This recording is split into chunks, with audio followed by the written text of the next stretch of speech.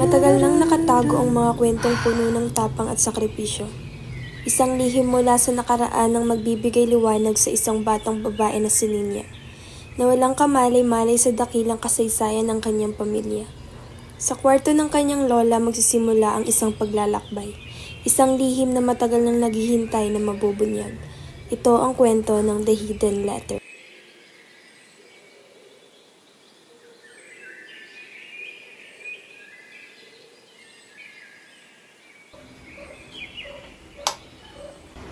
Hindi ko akalaing napakarami palang gamit ni Lola rito. Sana makahanap ako ng mga bagay na pag-ibig.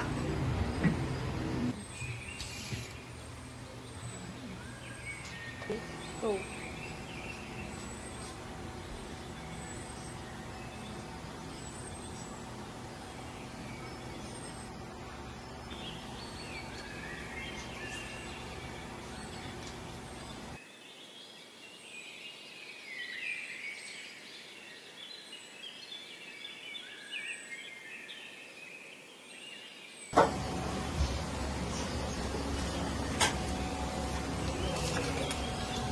Ano to? Mukhang napakatanda na nito.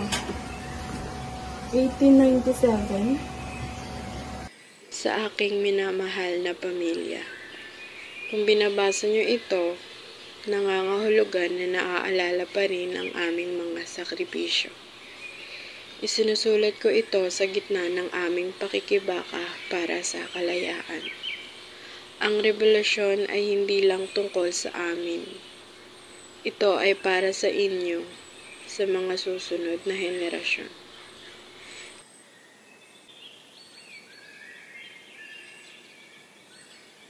Kami ng mga aking mga kasama ay humaharap sa panganib araw-araw. Ngunit, ginagawa namin ito ng may pag-asa. Pag-asa na balang araw ay mabubuhay kayo sa isang malayang Pilipinas. Sa aking magiging mga anak at apo, tandaan nyo na ang laban para sa kalayaan ay hindi madali. Kailangan nito ng tapang, sakripisyo at pagmamahal sa ating bayan. Maaaring hindi ko makita ang araw ng ating tagumpay, ngunit alam kong darating ito para sa inyo.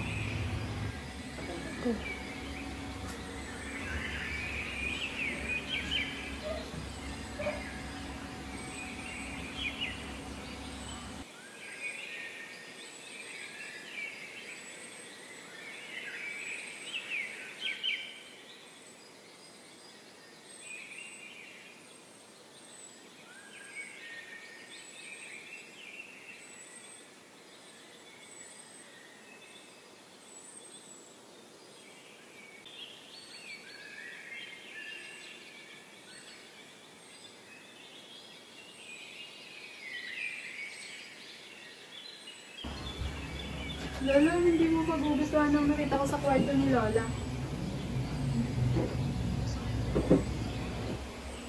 Galing yan sa ilang lolo sa pilit. Isang tunay na bayani siya ng ating pamilya.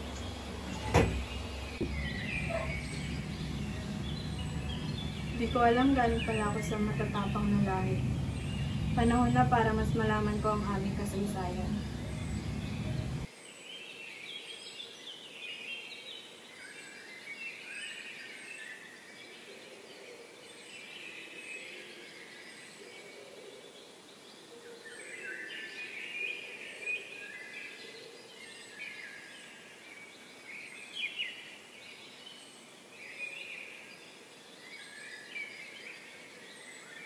At sa liham na iyon, natagpuan ni Ninya ang hindi matatawarang koneksyon ng kanyang nakaraan.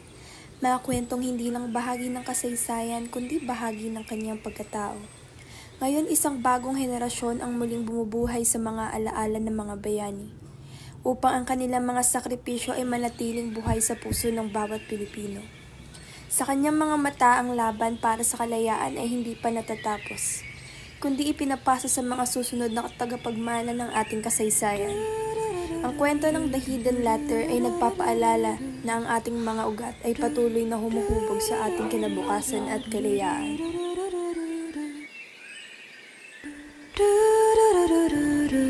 Ang sulat na ito ay hindi lamang isang piraso ng papel.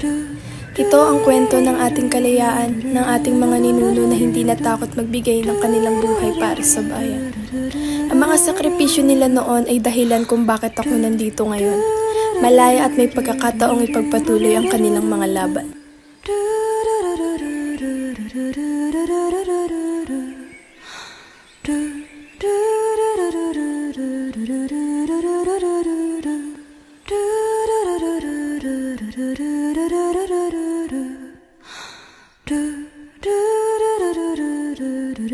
Sa atin ang bayang ito. Puritin ang mga sedula nyo! Mabuhay ang katipunan! Mabuhay ang revolusyon! Mabuhay ang Supremo! Buhay ang aking inalay para ipanglaban ang ating kalayaan. Ikaw, anong kaya mong gawin para sa inyong bayan?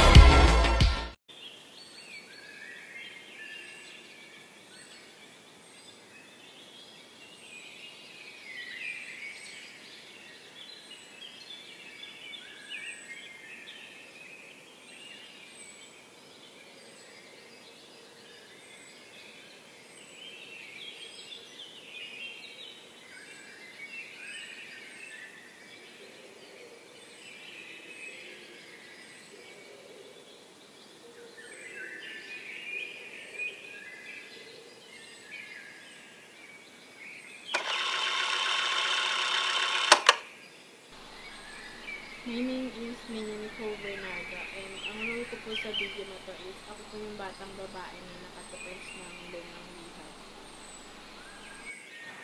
Hi, my name is R.A. Bajansina and ang role ko po dito ay ang lolo ni Nini.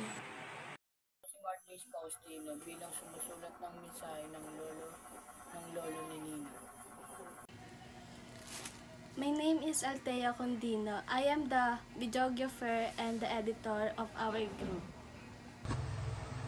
Hi everyone, my name is Lara Althea P. Garcia and I am the leader and director of The Hidden Letter.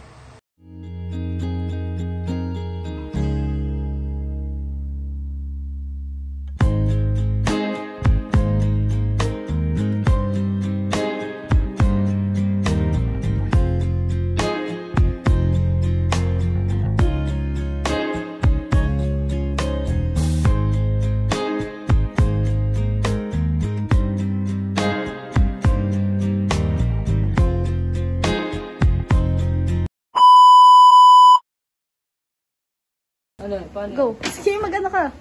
5 seconds. Ganyan lang. Tapos bago magsulat, teka lang gupitin ko lang. Di ba ako Lolo, tingnan mo yung nakita ko sa kwarto nila. Hindi ko alam na galing pala ako sa matatapang na tao. Tingnan mo. Galaw-galaw mo naman kahit. Dito mismo, mag-wait lang.